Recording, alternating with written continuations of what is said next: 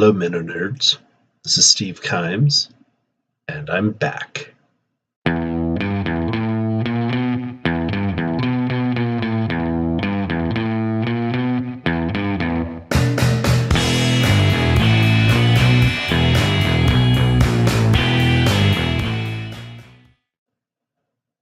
Okay, so I'm here to talk about movies today. That was Ryan's thing. Ryan said that he didn't think that any of us had a movie blog, but honestly, I actually do. I've got a whole blog full of movie reviews, and it's called Just Another Movie Blog, and it has a bunch of movie reviews and analysis and stuff like that. I mean, I don't necessarily make my reviews particularly Christian or focused on the religious community that much, and so I just write reviews and post them there. But if you want to take a look at it, please feel free to do that. One of the things that I've thought about in writing a bunch of reviews is how is actually about the nature of the Bible.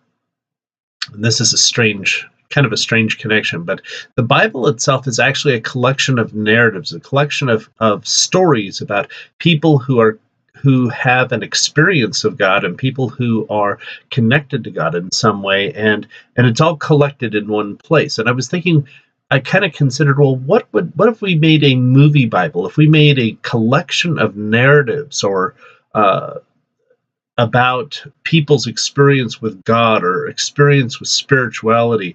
And that doesn't mean that they'd all have to be correct. But what would be some of those movies that we put into that collection? I mean, the thing is that I wouldn't just put Christian ones either. I would put ones from the Far East and all of that. There's one movie called Spring, Summer, Fall, Winter, and Spring, which talks about the cycle of a person's life and how they ended up becoming a monk, but they had to go through all these experiences first.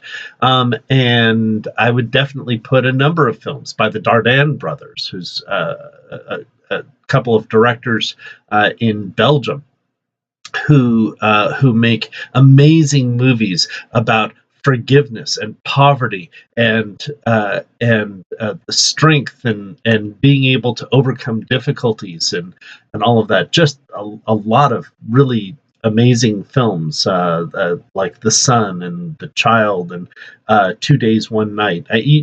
Anyway, there's lots of really great movies.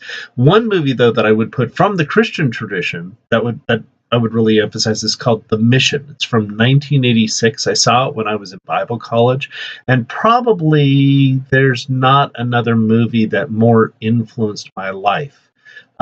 It stars Jeremy Irons, but not the creepy Jeremy Irons that you'll see in some movies. You know, he did Scar. Well, it's not that kind of Jeremy Irons. In fact, he plays Father Gabriel, who's like my ultimate hero. This is the guy who formed a mission, uplifted a community of folks in the jungle, and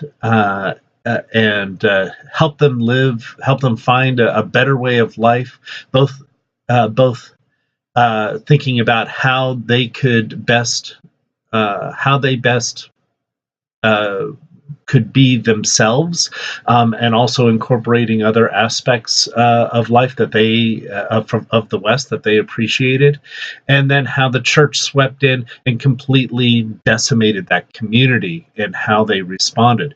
Robert De Niro is also in that movie, who also plays a great role of a guy who is repentant and was had totally transformed by Father Gabriel, and then ends up fighting the church in order to protect the community.